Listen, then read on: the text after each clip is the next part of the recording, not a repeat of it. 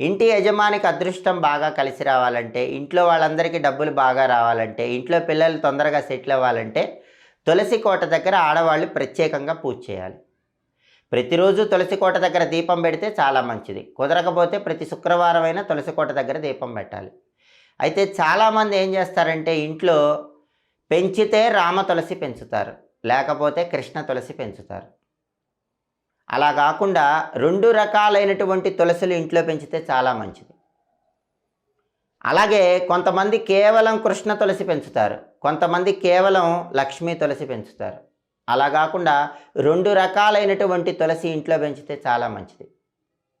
ఎప్పుడైనా సరే కృష్ణ తులసి చూస్తే కనుక కాండం నీలం రంగులో ఉంటుంది, లక్ష్మీ తులసి కాండం ఆకుపచ్చ రంగులో ఉంటుంది. కృష్ణ తులసి ఆకులు కొద్దిగా నల్లగా ఉంటాయి, లక్ష్మీ తులసి ఆకులు ఆకుపచ్చ రంగులో ఉంటాయి. లక్ష్మీ